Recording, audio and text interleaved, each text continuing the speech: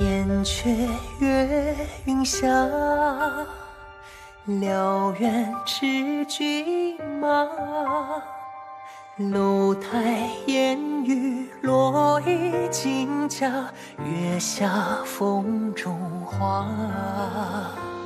苍穹何时华？明月照谁家？庭院清风休吹啊，借人心头话。爱似歌，情如花，梦若在我钗头花。那问天涯月逐家，谁让红袖惹天下。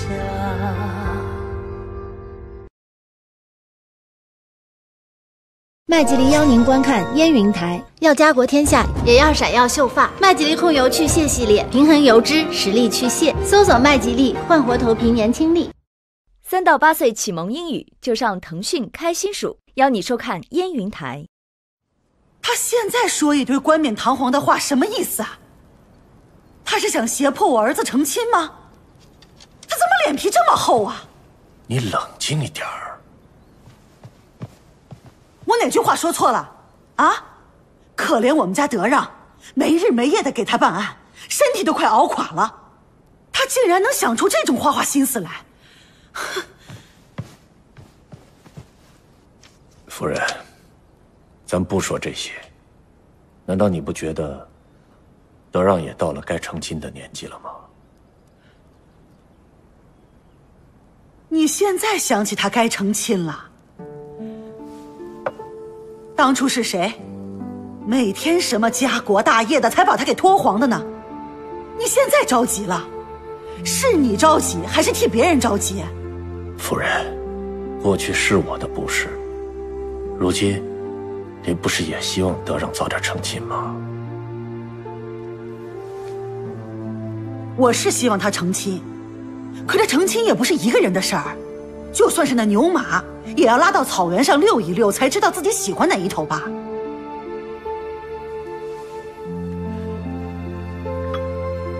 那你觉得四儿如何？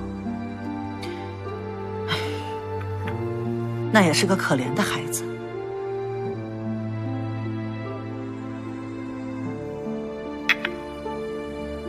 可惜咱们白白耽误了人家那么多年。那就拜托夫人去跟德让说一声呗。得了吧，从小啊他就只听你的话。还有夫人，到了紧要关头，还是夫人说话管用。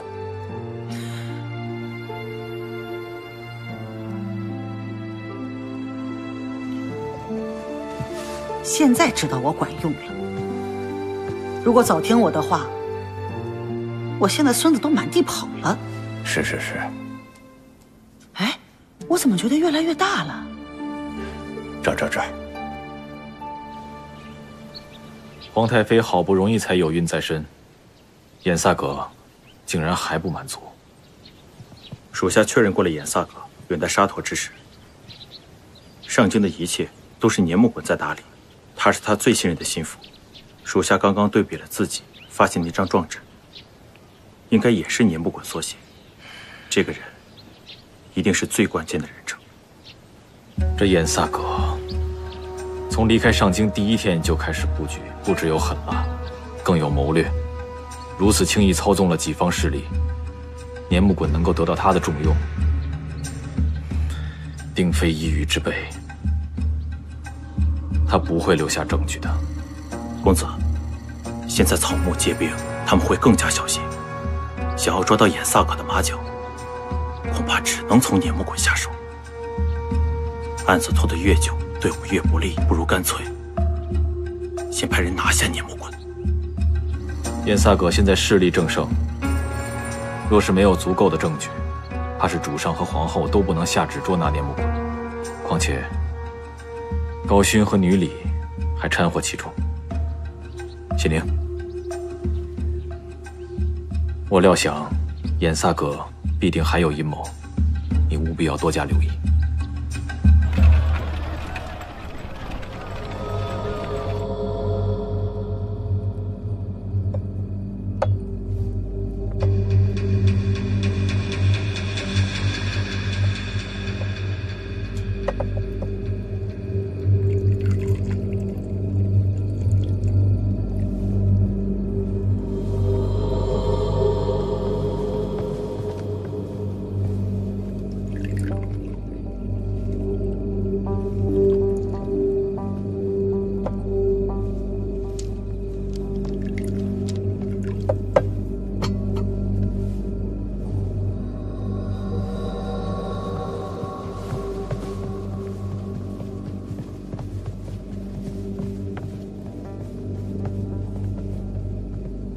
皇太叔今夜叫我们来，不是要兴师问罪吧？女礼大人，此言何意啊？女礼兄啊，皇太叔并非外人，有话但说无妨。那我就说了啊。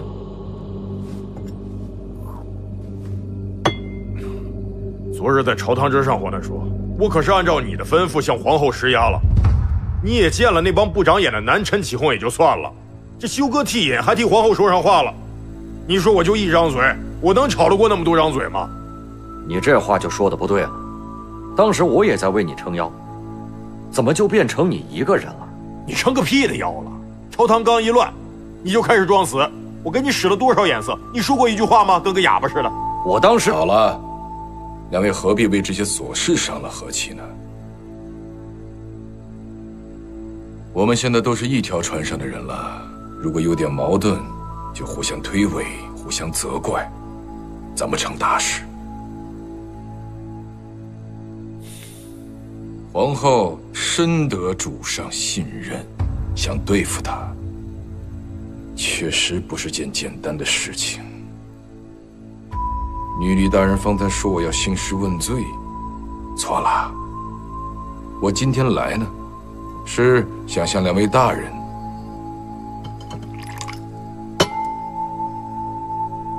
赔个不是。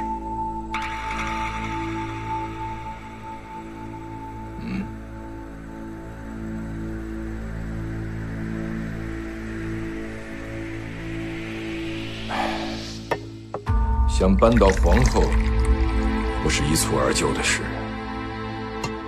是我太急了，害得两位大人今日在朝堂上难堪了。哎，哪里，皇太叔严重了。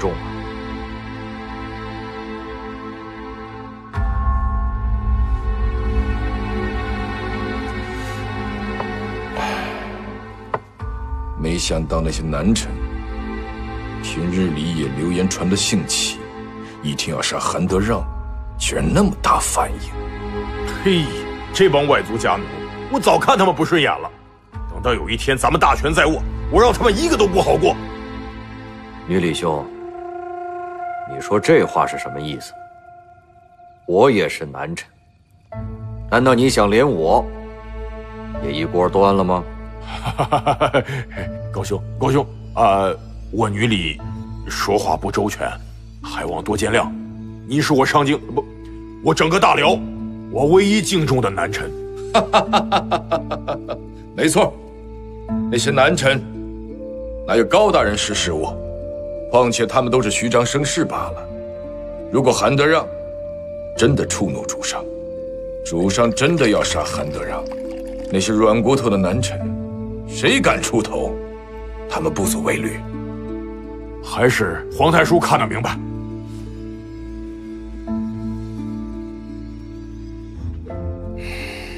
眼下当务之急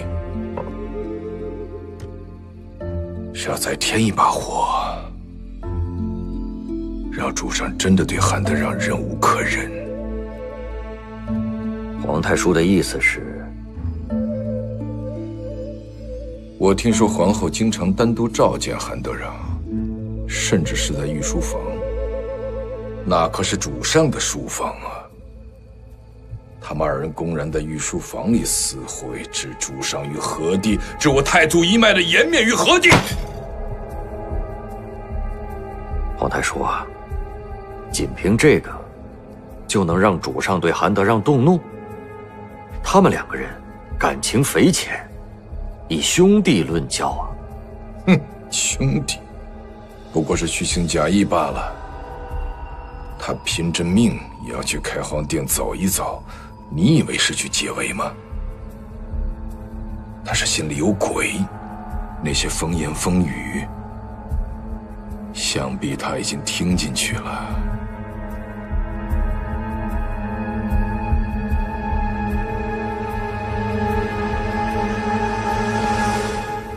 斯文宰相于黑山之变中封锁消息，扶持主上继位，从而导致衍萨葛错失皇位，远遁沙陀。因此，最恨斯文宰相的不是别人，正是他衍萨葛。你说的连环之计是什么意思？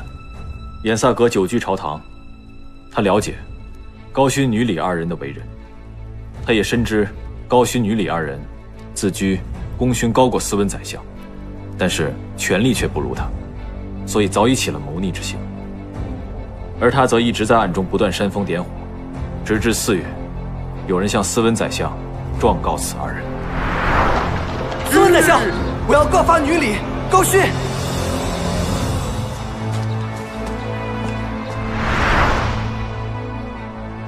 我们查到，那状纸是由衍萨葛的属下年木衮所写。衍萨葛真正的目的是逼迫高勋、女李尽早动手，而高勋、女李深知此事关系重大，不能留下任何证据，于是他们便想出了借刀杀人之计，借海之海里二人之手谋害斯文宰相。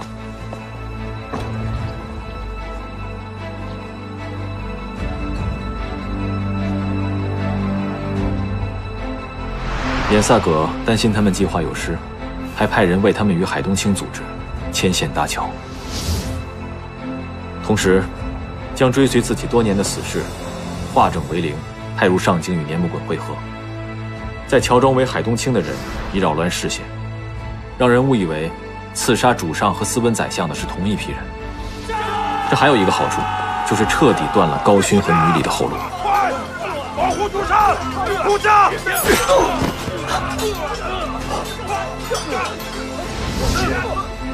真是没想到啊，这背后竟是如此错综复杂。正是，此计环环相扣，不仅谋算缜密，更是心狠手辣。他就不怕刺杀不成会暴露自己吗？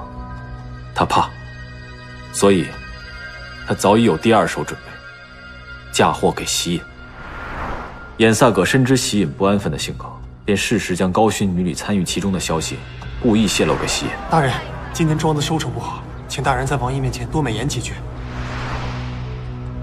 同时，命人将状告高勋、女李的状纸放在宰相府中最显眼的位置，好让西隐的人轻易得到。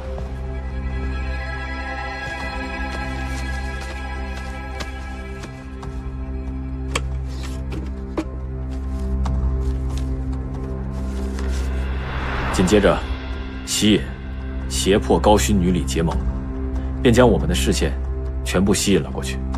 再加上当时皇后有孕在身，她料定主上不会在那时跟西隐针锋相对，于是写信给皇太妃，暗示想要回到上京交出兵权，让主上卸下防备，也让我们误以为西隐将会摄政。他再将编织的证据悉数放出来，致使西隐最终被抓。西隐，西隐真是个蠢人，一头钻进了衍萨葛的阴谋里，竟还险些误导了我们。如此说来，所有的事情都是在衍萨葛的布局当中。那如今我们走的每一步，是不是都在他的意料之中呢？目前是的。韩大人，这件事情暂且不要让我大姐知道，我怕她会接受不了。臣明白。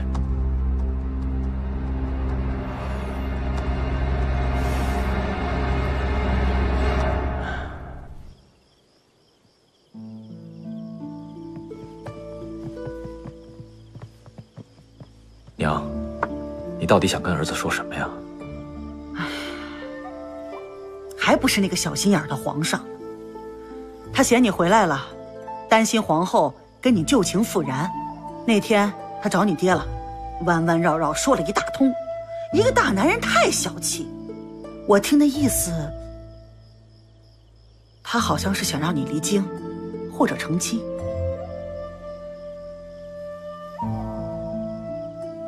是儿子连累爹娘了。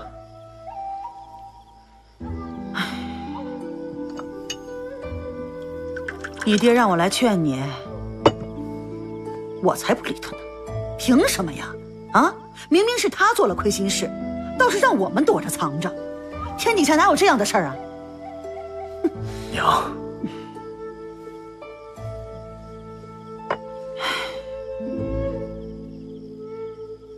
不过娘也记挂着，你也这个年纪了，你说有娘在，娘可以照看你。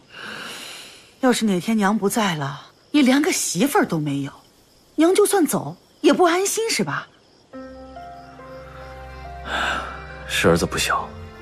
燕燕的事儿，是你被皇上给坑了，可你，哎，人生遇到几个坎儿那是正常的，你总不能站在那儿一辈子吧？你倔，思儿也倔，你们俩就想倔一辈子。你说人家结婚生子的3、5年都扯出一大串孩子了，你说你们亏不亏呀？娘，儿子心里头过不去那道坎儿。这个坎儿，你要是不肯过，那这辈子都过不去。德让，这次呀，你就当是娘拉着扯着赶着你过去，不为皇上，不为燕燕，你就当是为了我们做爹娘的安心好吗？早点成亲吧。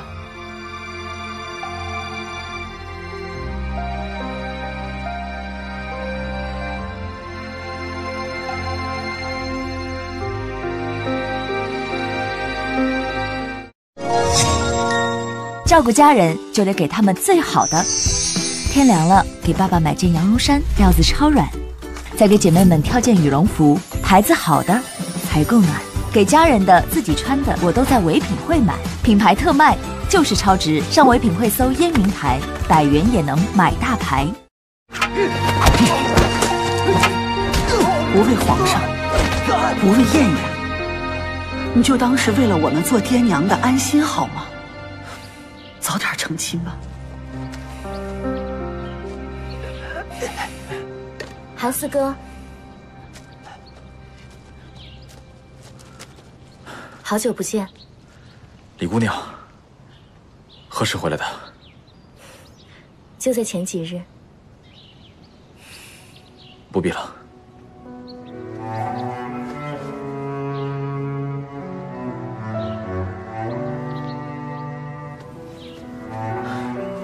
韩四哥，你一定要这样拒我于千里之外吗？李姑娘，你言重了。朝堂上的风波，我也有所耳闻，此次是特意来的。李姑娘，我实在觉得你应该许配一个更好的人。可我只想嫁给你。我听说，韩伯母正在为你物色成婚对象，你与其娶一个陌生的女子，还不如娶我。我自幼把你视若妹妹，我怎可以这样辜负你？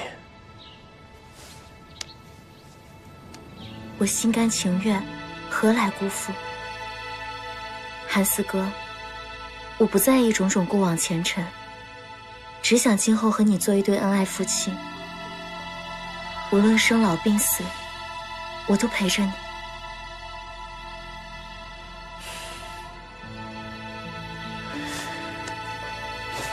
李姑娘，你这又是何必呢？韩四哥，我就这样令你生厌吗？你宁可和一个陌生女子相守一生，也不愿意娶我吗？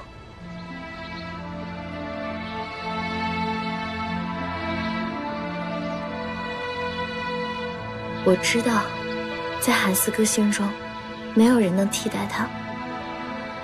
但没想到，思儿在韩四哥心中，竟然没有一丝地位。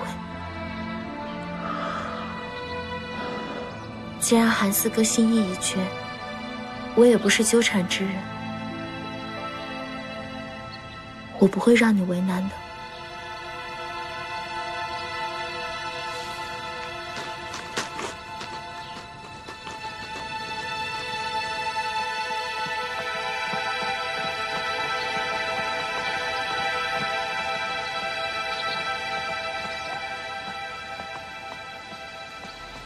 你叫我过来，又一言不发，到底怎么了？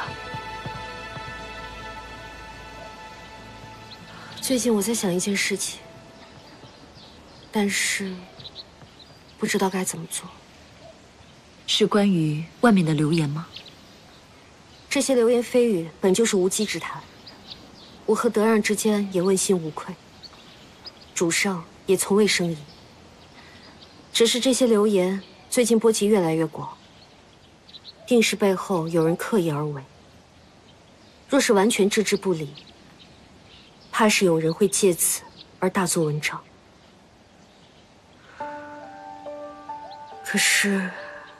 可是要平息流言，最好的方法就是韩德让成婚，对吧？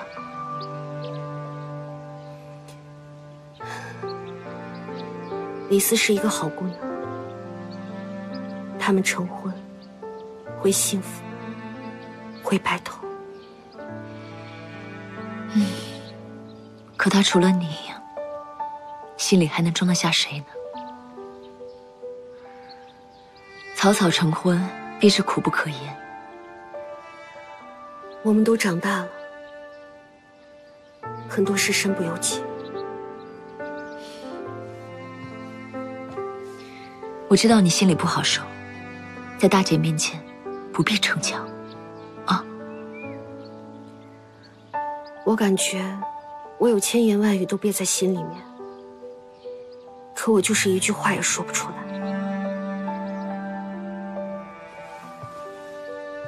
眼下对我来说，大辽的天下民生才是我需要考虑的问题。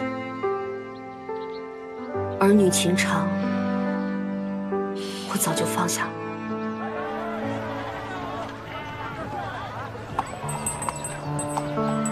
公子，我查过了，传言大多出自这里。当年与韩德让是定过亲的，据说还私奔过。休得胡说！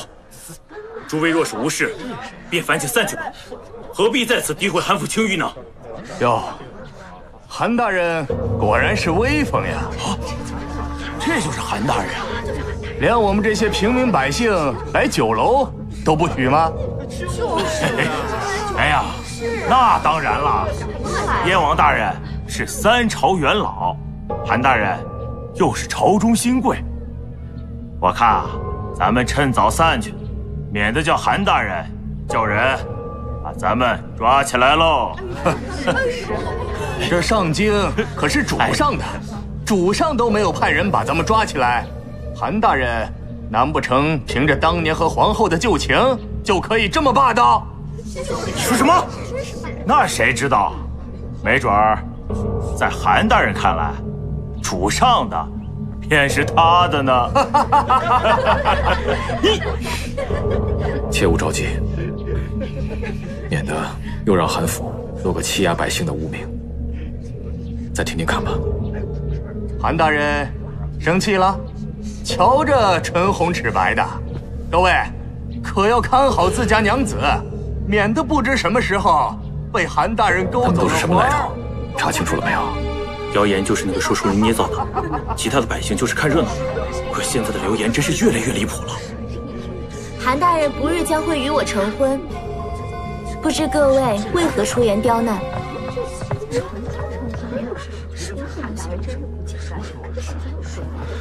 李姑娘，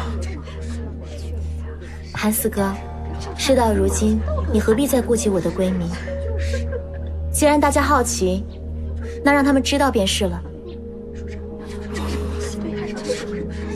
李姑娘，现如今局势比你想象的要麻烦很多，还望你不要将自己牵入其中。我与韩大人青梅竹马，自幼定情，只因大人心系国家，所以婚事才一拖再拖。不成想今日竟惹出这样的无稽之谈，还请诸位不要被谣言所迷惑。从来也没有听说过韩府有婚约呀。你好好的一个姑娘家，说话可要自重啊。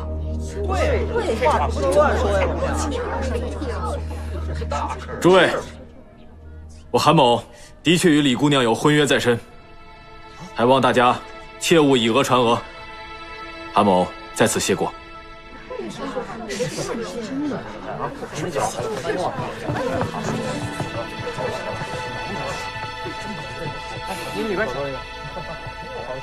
李姑娘，今日你受委屈了。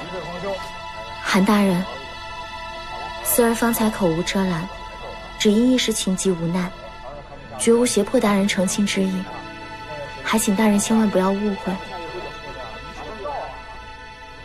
四儿明日就要离开上京了，希望大人一切安好。四儿，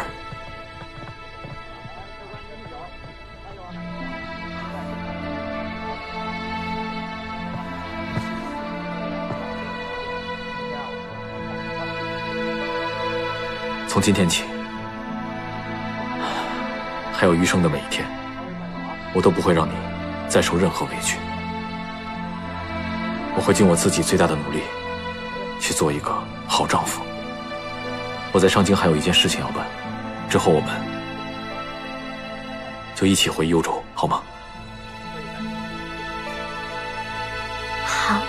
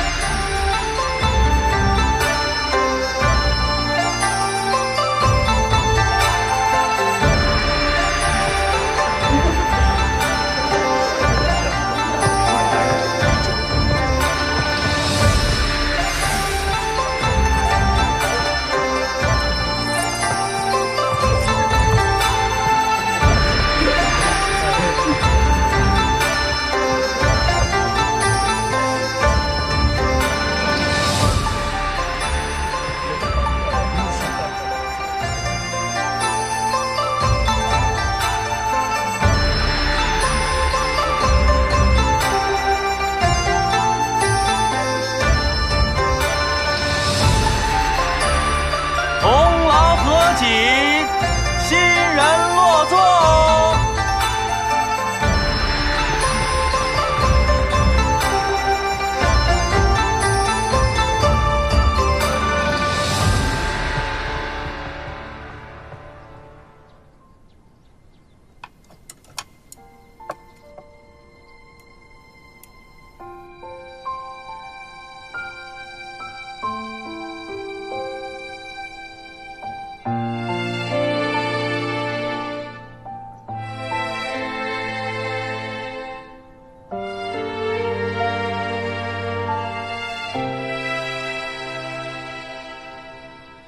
从第一个眼神，放荡不羁，我乱真彼此的纷纷，愈发确认这情的真，有些梦何必问，成全了你微小心就有了温存，心甘情愿怎会有闷，赴汤蹈火，你需要时分，相思入了魂，我随你浮沉，有些爱不需要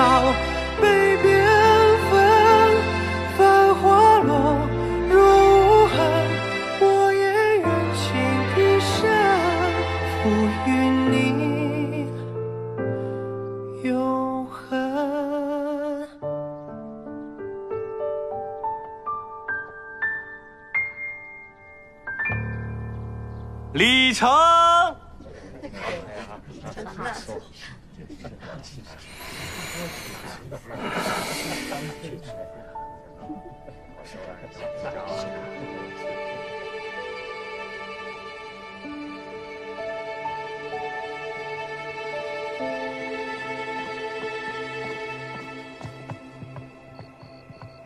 是非莫语，有柔自古意。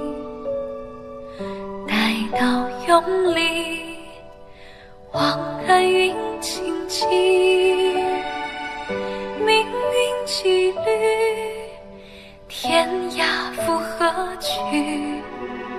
人一生，尽欢喜喜离离。为你沉寂冷言语，最怕回眸泪如洗。只愿我相思难相及，谁又能知我追星？注定没你的结局。阴雨天庭与你。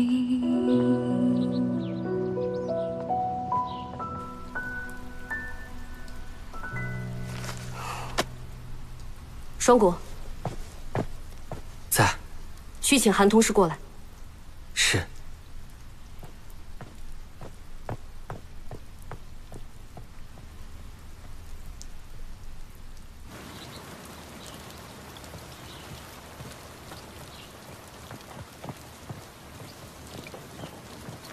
这边请。你要去幽州？是。为什么？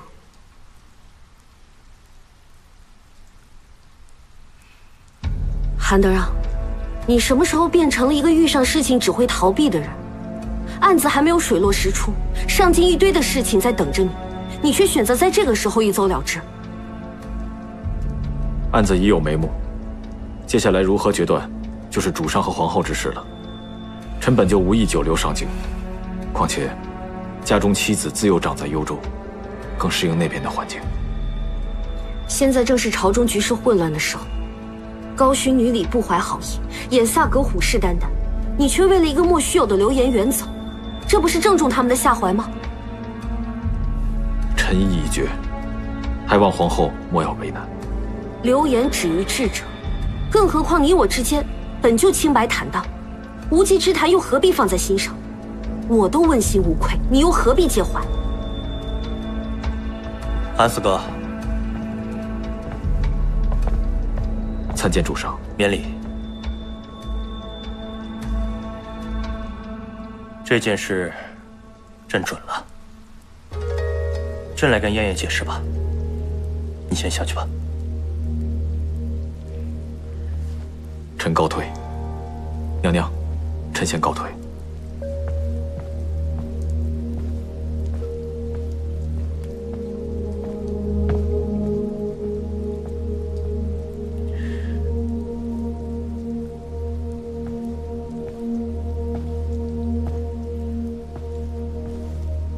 燕燕，现在上京并不太平，文殊奴还小，各方势力蠢蠢欲动。他本应该在这个时候与我们共同面对，却选择现在离开。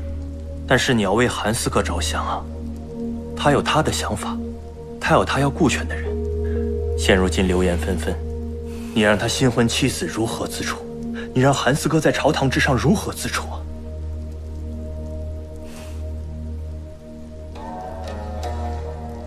这样吧，你先让他回去，等事情过去之后，朕亲自请他回来，如何？是他们想让韩德让走，还是你想让他走？你心里怎么想的，朕知道。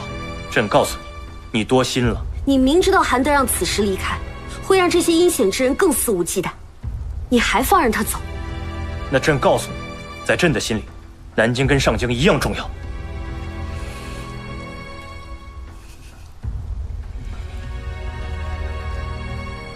朕还有要事在身，先去书房吧。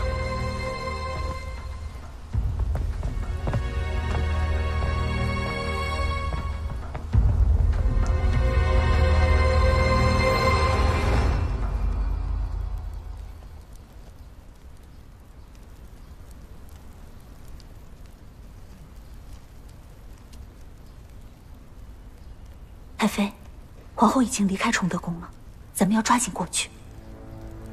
小皇子身边有乳母，有侍女，我早就在他们的茶水里下了药，只管去吧。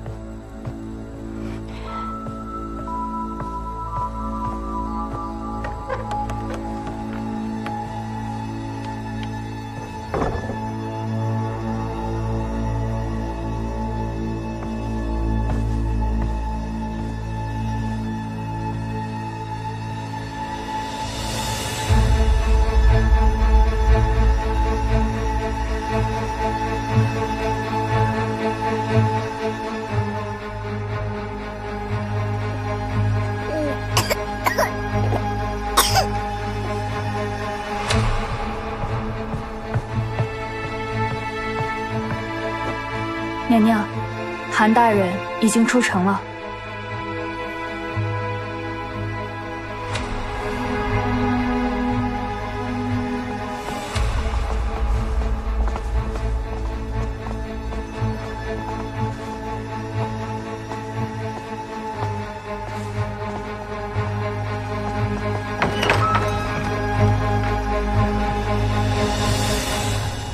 小皇子，你可千万不要怪我。我也是没有办法。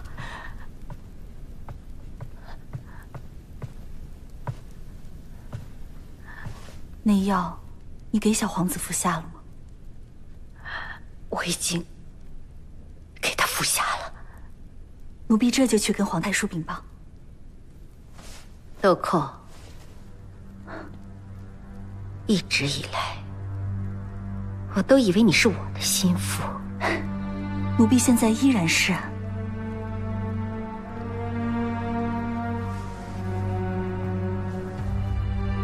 我为眼萨格立了这么大的功，我想他是不会因为一个小宫女的性命而跟我翻脸的。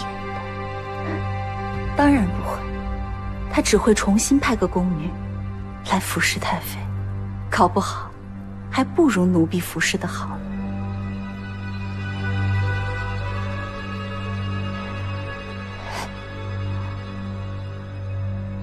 你下去吧。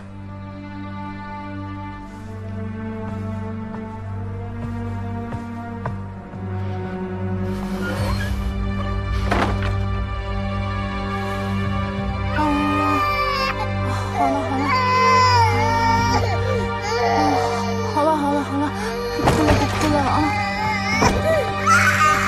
娘娘，皇儿怎么了？奴婢也不知道怎么了，小皇子浑身都好烫。快穿地利固。啊，好了，哦，啊，不哭了。大王，萨满巫师那边都已经安排好了。要是真有效果，萧燕燕和明仪就只能乖乖的听话了。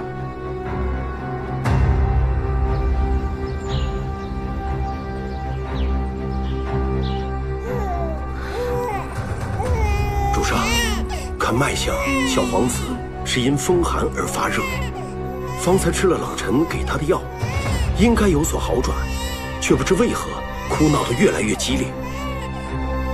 主上，依臣之见，还是速请燕王前来一起诊断。快请，去请燕王。是。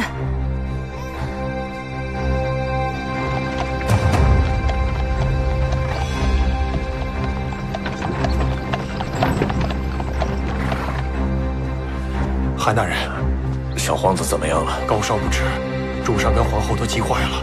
韩大人，请随我走。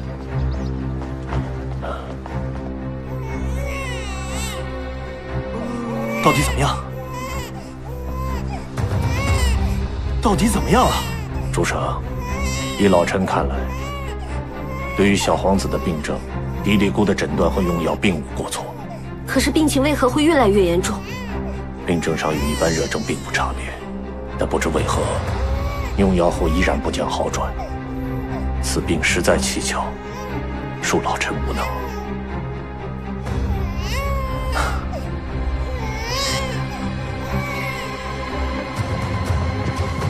胡念，哎，你要去哪儿啊？哎呀，你别到处乱跑啊！你现在应该在屋里好好的休息。小皇子病重，燕燕他们都快急死了。听说迪里姑和韩大人都看过了，还是没有治好孩子，我得赶紧去看看。小皇子怎么突然变得这么厉害？连迪里姑和韩匡嗣都治不了。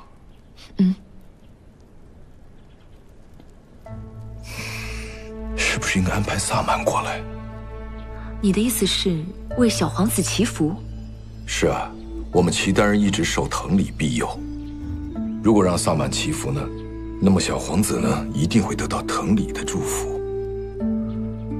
不过光有这些恐怕不够，我觉得应该让宫中的长辈们一同开设法坛，为皇子祈福。那么小皇子也许很快就会好起来。好主意，我去跟燕燕说。哎，你别着急呀，你别着急呀。你现在肚子里有我们的孩子，得小心一点。我让高六陪你进宫。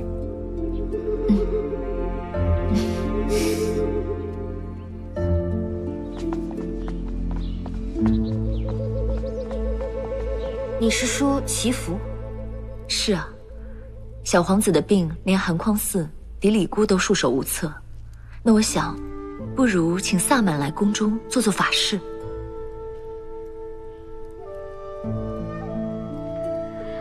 是否真的有效？不管有没有效，孩子的病拖不得，只要有法子，就得试试。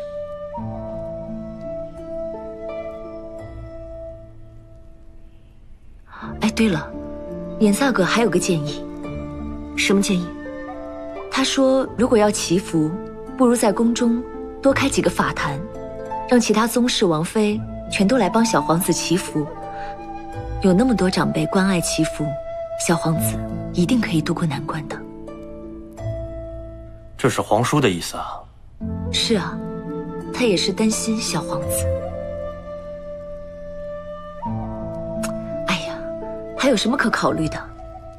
孩子病得那么重，我看着就心疼啊。那就试试吧。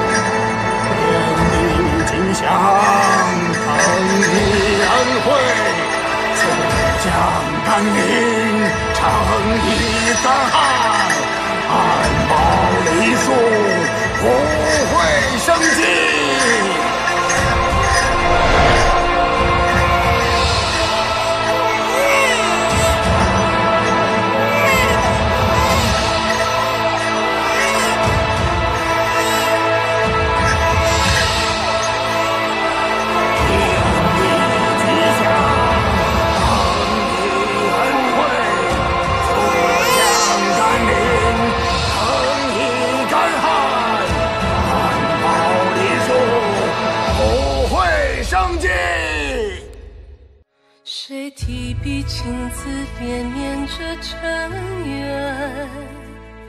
谁策马萧萧长吟思念？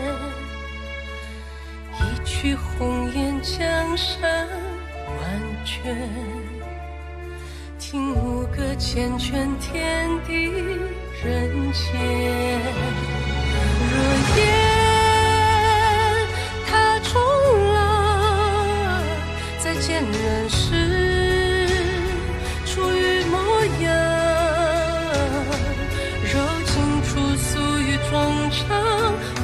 圆满不觉心房。若与你相伴到白发苍苍，是夙夜的守望，是长空的曙光，是信仰爱滚烫。昨日再续远方，是信仰的倔强，是悲喜的孤芳，是回首弹指间，安乐千秋悠扬。若烟云中响，红尘